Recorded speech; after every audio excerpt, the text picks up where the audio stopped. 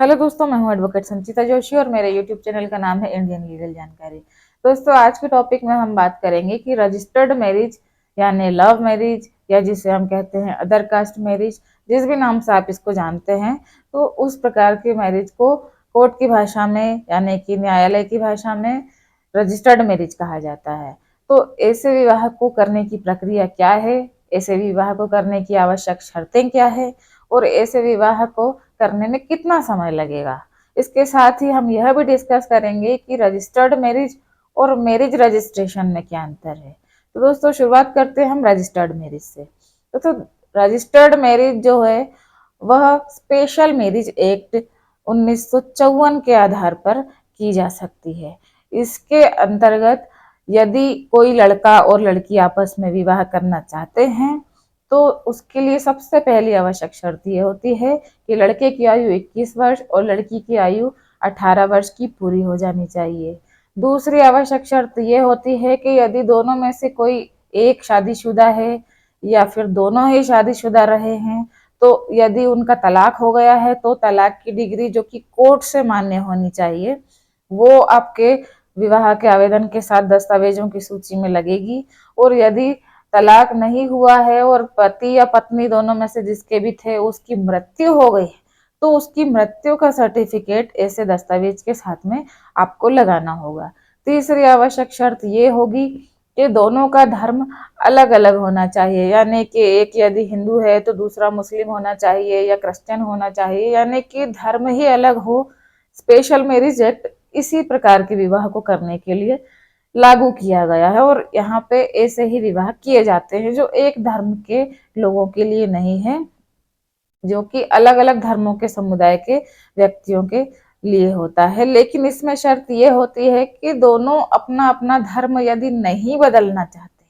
और फिर शादी करना चाहते हैं तो स्पेशल मैरिज एक्ट में आपको शादी करने का प्रावधान किया गया है। यानी दोनों में से एक पक्षकार यदि दूसरे पक्षकार का धर्म अपना लेता है तो फिर वो दोनों एक ही धर्म के हो गए, तो वो फिर अपने धर्म के अनुसार उनका जो भी विवाह कराने का प्रतिष्ठान होता है वहां पे जाके शादी कर सकते हैं। लेकिन यहाँ पे बात सिर्फ ये है कि धर्म नहीं बदलना चाहते लेकिन विवाह भी करना चाहते हैं, उस कंडीशन में ही यहाँ पर विवाह आप कर सकेंगे। अब दोस्तों, बात करते हैं कि इसके लिए समय कितना लगेगा। तो दोस्तों, इसमें 30 दिन से लेकर 90 दिन तक का समय लग सकता है, क्योंकि इसकी प्रक्रिया ये है कि सबसे पहले तो जब आप आवेदन करेंगे ऐसे कार्यालय में जाकर जहां पर ऐसे विवाह को किया जाता है, यानी स्पेशल मैरिज एक्ट के तहत जो कार्यालय हर जिले में होता है, तो वहां जाकर आपको सबसे पहले तो उनका एक फॉर्म आता है, उसको आपको भरना होता है। उस फॉर्म के अंदर आपकी आयु से रिलेटेड, आपके मैरिटल स्टेटस से लेकर रिलेटेड और आपके जहाँ के आप निवासी हैं निवास प्रमाण पत्र, आपका जो भी एजुकेशन है उसके सर्टिफिकेट, सारी चीजें आपसे ली जाएंगी। उसके साथ साथ आपसे गवाह भी लिए जाएंगे, दो दो, जो लड़के के साइड से 2 गवाह होंगे, लड़की के साइड से 2 गवाह होंगे। वो गवाह कोई भी हो सकते हैं, जरूरी नहीं है कि आपके फैमिली मेंबर ही हो, क्योंकि फैमिली मेंबर ज्यादातर ऐसी शादियों में नहीं होते, क्योंकि यदि नॉर्मल तरीके से हो ही जाती शादी तो फिर स्पेशल मैरिज एक्ट वाले कार्यालय में आके विवाह करने की तो आवश्यकता है ही नहीं। तो किसी को भी गवाह बनाया जा सकता है जो शादी के दिन हस्ताक्षर करने के लिए ऐसे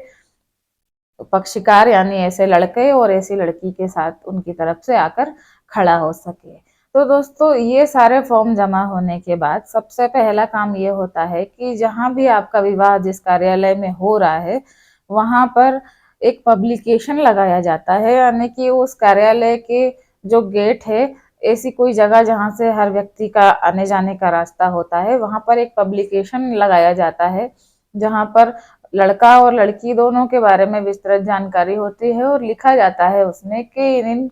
पक्षकार का विवाह आपस में हो रहा है। यदि किसी को कोई आपत्ति होती है तो वो आपत्ति आकर यहाँ पर जमा करे अपनी। और इसके साथ साथ यह भी होता है कि दोनों पक्षकार जहाँ के निवासी हैं, यानी कि वो जिस भी जिले में रहते हैं, जिस भी गांव में रहते हैं, तो उनका जो पता जो उनके दस्तावेजों पर लिखा होता है वहां पर पुलिस वेरिफिकेशन भी की जाती है। पुलिस वेरिफिकेशन इसलिए की जाती है क्योंकि कई बार ऐसा होता है कि लड़का लड़की उस स्थान पर रहते ही नहीं, वहाँ के निवासी ही नहीं है, लेकिन वो ऐसा पता वहाँ पर बनाकर अपने दस्तावेजों में एड्रेस डाल देते हैं। तो सबसे पहले पुलिस का काम होता है कि पता वेरीफाई करना कि वास्तव में जो एड्रेस दोनों पक्षकारों ने अपना अपना दिया है वो सही है या नहीं। दूसरा रीजन ये होता है उसका कि उनके परिवार को सूचना देना जरूरी है, तो उनके परिवार को पुलिस के द्वारा सूचना जरूर दी जाएगी। अब यहाँ पे आप सोचेंगे कि पुलिस ने अगर परिवार को सूचना दे दिया तो फिर हमारा विवाह कैसे होगा, वो तो आपत्ति लेंगे। लेकिन यहाँ पे इस बात से थोड़ी परेशानी तो होती है क्लाइंट को, क्योंकि क्लाइंट चाहता है कि घर वालों को पता ना चले, लेकिन पुलिस वेरिफिकेशन भी जरूरी है, तो उसमें घर को इन्फॉर्म करना भी जरूरी होता है। ऐसा करने के पीछे वजह होती है आपकी आयु निश्चित करना, क्योंकि कई बार लड़का लड़की शादी करने के लिए अपनी आयु छुपा लेते हैं, फर्जी दस्तावेज का इस्तेमाल कर लेते हैं। तो परिवार वाले अगर ऐसे समय में उनको सूचना दी जाती है तो वो आके आपत्ति इस बात पे जता सकते हैं कि हमारा लड़का या हमारी लड़की माइनर है, यानी कि वो अभी बालिग नहीं हुई है। तो एक तो रीजन ये हो जाता है घर वालों को जानकारी देने का। दूसरा रीजन ये हो जाता है कि कई बार लड़का या लड़की दोनों में से कोई एक, या फिर कभी कभी दोनों भी पहले से शादीशुदा होते हैं, उनके पहले से पति पत्नी का तलाक उनके साथ हुआ नहीं होता है, फिर भी वो झूठ बोल के दूसरा विवाह करने के लिए पंजीयन कार्यालय में जाकर अपना दूसरे विवाह का एप्लीकेशन डाल देते हैं। तो यदि ऐसी सूरत में किसी के पत्नी बच्चे घर पर निवास कर रहे हैं या किसी का पति है, तो वो आपत्ति जो 30 दिन का समय दिया जाता है ऐसे विवाह को आपत्ति लेने के लिए, तो वो भी आपत्ति ऐसे समय में कर सकते हैं। तो जब सारी पुलिस वेरिफिकेशन कंप्लीट हो जाती है, पुलिस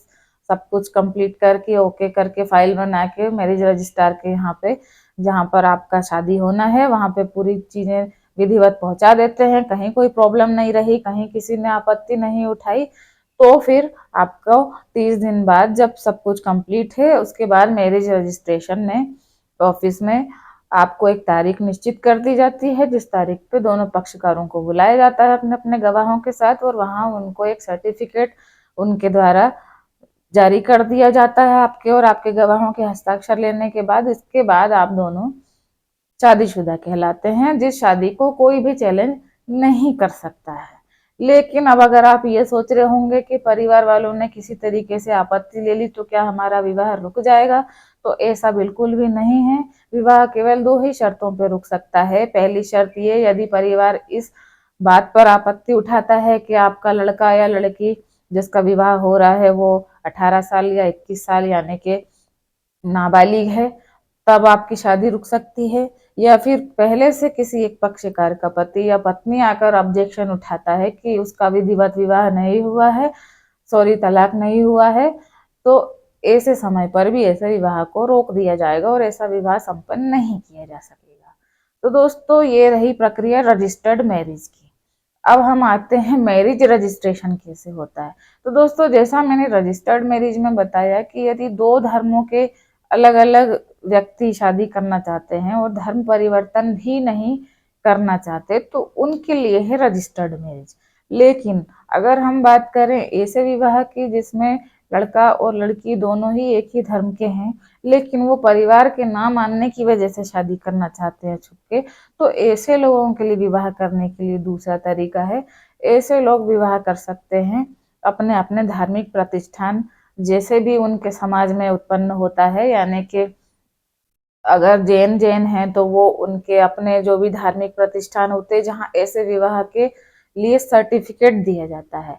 वहां पे वो शादी करा लें। जैसे कि हिंदू हिंदू हैं तो वो मंदिर, जो ऐसे मंदिर होते हैं जो विवाह के लिए सर्टिफिकेट देते हैं जो कि मान्यता प्राप्त होते हैं, तो वो ऐसी जगह विवाह करा लें। और जो मुस्लिम होते हैं तो उनका जो होता है विवाह करने का मौलाना के पास, मौलवी के पास, तो वो वहां जाकर विवाह करा लें। यानी कि ऐसी जगह पे आपको जाना है जहाँ पे आपको विवाह के लिए मान्यता प्राप्त सर्टिफिकेट दिया जाता है। अब उस सर्टिफिकेट से आप, जो मैरिज रजिस्ट्रार होता है जो हर जिले में एक होता है, उस मैरिज रजिस्ट्रार के पास आप अपने शादी के फोटोग्राफ्स और ऐसा सर्टिफिकेट जो विवाह का दौरान आपको दिया गया है उसको लेकर जब आप जाएंगे तो आपका मैरिज रजिस्ट्रेशन वहां पर कर दिया जाएगा। इन दोनों विवाहों की वैल्यू बिल्कुल बराबर है, कोई भी कम या कोई भी ज़्यादा नहीं है, दोनों विवाहों को चैलेंज नहीं किया जा सकता है। लेकिन अंतर है तो सिर्फ इतना है